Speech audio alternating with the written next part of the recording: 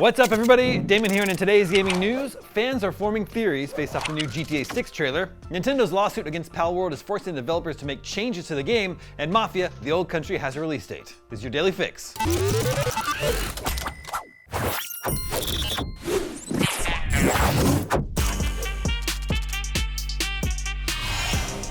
GTA 6 Trailer 2 is packed full of details, but it has also sparked an explosion of fan theories as the community analyzes each frame for clues on what to expect when the most anticipated game in the world eventually arrives in May 2026. Let's start with a fun reference to Red Dead Redemption 2 that has some, once again, theorizing that the worlds of GTA and Red Dead exist within the same universe. Eagle-eyed fans spotted that the presidents on the cash seen in a screenshot of the club in GTA 6 are the same as those from Red Dead Redemption 2's cigarette cards, Thaddeus Waxman and Franklin Hardin. Some are now suggesting Jason may be a descendant of Arthur Morgan, given the two look sort of alike, I guess? Next, fans are focusing their attention on an image transition in the recently updated official GTA 6 website, which sees the camera swing around from spotlighting Jason to spotlighting Lucia as they share an embrace.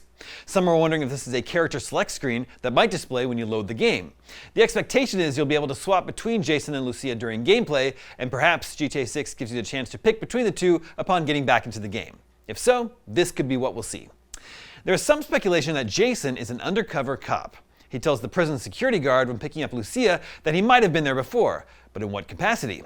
Later, an old cop says, "Us cops, we've got to protect each other," before the trailer cuts to Jason shooting at a moving car. This leads to a theory that GTA 6 may feature a third playable character that Rockstar is keeping secret, and that this older cop may be it. Could you shift perspective to a cop hunting down Jason and Lucia during the story? Now, you may remember Phil Cassidy, the arms dealer from GTA 3 and Vice City.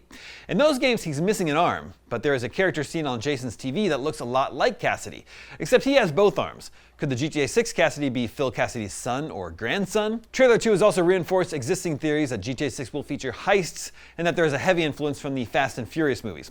At one point, we even see a truck with a vault attached to it, similar to the Fast 5 scene that does pretty much the same thing. More GTA 6 fan theories are popping up all the time as people dig into Trailer 2. Expect plenty more in the year we have to wait until GTA 6 comes out. Moving on, Palworld developer Pocketpair says recent patches made changes to the game that were forced upon it as a result of the ongoing patent lawsuit with Nintendo and the Pokémon company. Palworld launched on Steam, priced $30, and went straight into Game Pass on Xbox early last year, breaking sales and concurrent player number records in the process. Pocketpair boss Takuro Mizobi has said Palworld's launch was so big that the developer couldn't handle the massive profits the game generated.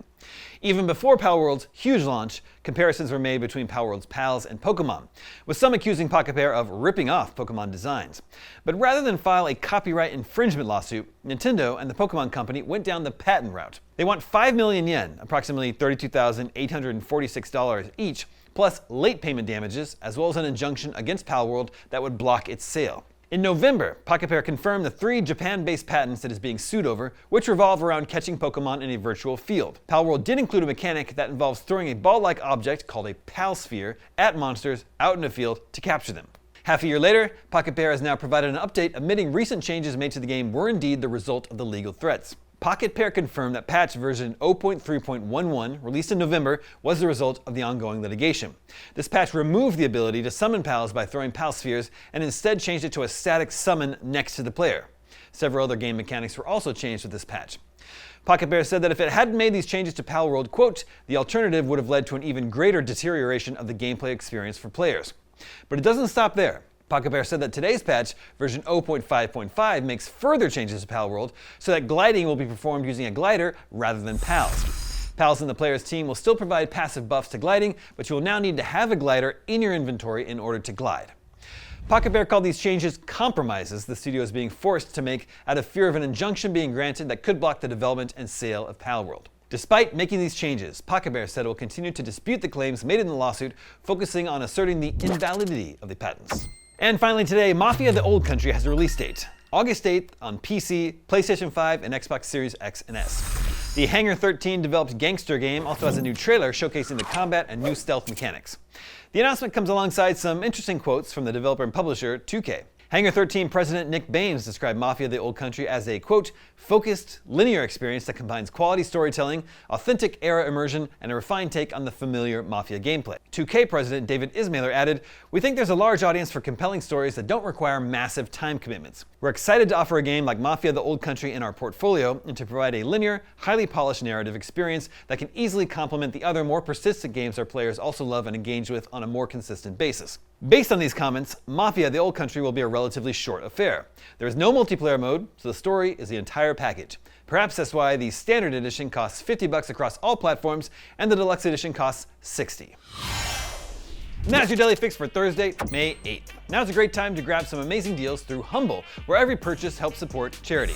This May, check out the Doom and Wolfenstein Mayhem bundle. Pay just $28 to unlock the complete Doom and Wolfenstein collections. The bundle now also includes Doom VFR, Wolfenstein Cyberpilot, Wolfenstein Youngblood, and a $10 coupon to the IGN store. As a Choice member, you'll also save up to 20% in the Humble store, including on new releases, pre-orders, and big sales. Whether you're shopping the store, grabbing bundles, or subscribing to Choice, every purchase supports a great cause. Also, remember IGN Live is coming up June 7th and 8th here in Los Angeles. Come see your favorite IGN shows live. Go to IGN.com/live and use promo code DailyFix for a special $15 ticket price. If you're watching this video, just scan the QR code on your screen. I'm Damon Hatfield, and for all your video game news, stay tuned to IGN.